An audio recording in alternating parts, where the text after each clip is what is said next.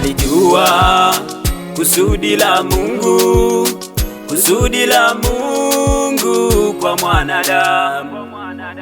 Alipokuumba huyu Mungu hajakuumba kwa sala bali kwa faida. Ndiyo maana umepewa nguvu, ukapewa uwezo na mamlaka. Mimi nalijua kusudi la Mungu, kusudi la Mungu kwa mwanadamu. Alipokuumba huyu Mungu hajakuumba kwa sala bali kwa faida. Ndiyo maana umepewa nguvu, ukapewa uwezo na mamlaka.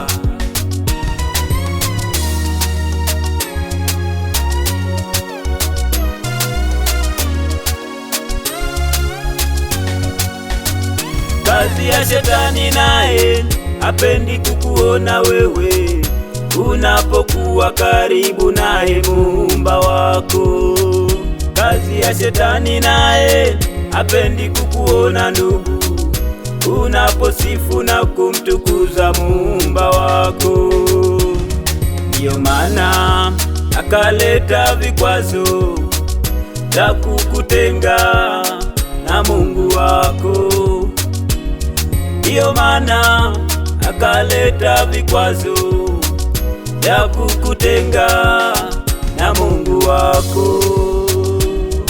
Ona sasa umepoteza imani yako, ona sasa umempoteza na Mungu wako. Ona sasa umepoteza huduma yako, ona sasa umempoteza Muumba wako.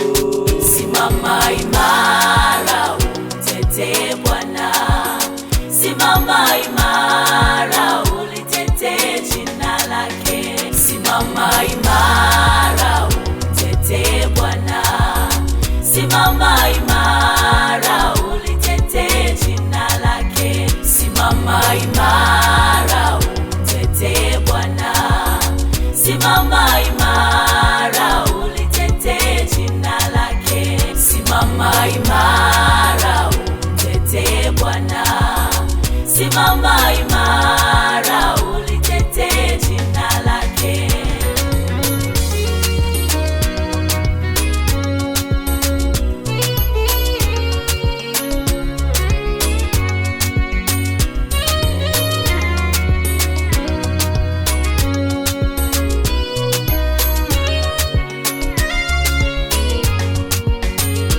Je, ni kipi kitakutenga na Mungu wako? Ni kipi kitakutenga na baba yako? Je, ni kipi kitakutenga na Mungu wako? Oh, ni kipi kitakutenga na baba yako? Je, ni dhiki au ni njaa, magonjwa au mavazi? Je, ni dhiki au ni njaa, magonjwa au mavazi? Hata kama unapitia changamoto, isikufanye umsahau Muumba wako. Hata kama unateswa na walimwengu, wewe simama ulitetee jina lake. Simama imara. Sikiliza nikwambie kitu mpendwa. Simama imara. Najua katika dunia ni changamoto nyingi tunazipitia, lakini ngoja nikutie matumaini.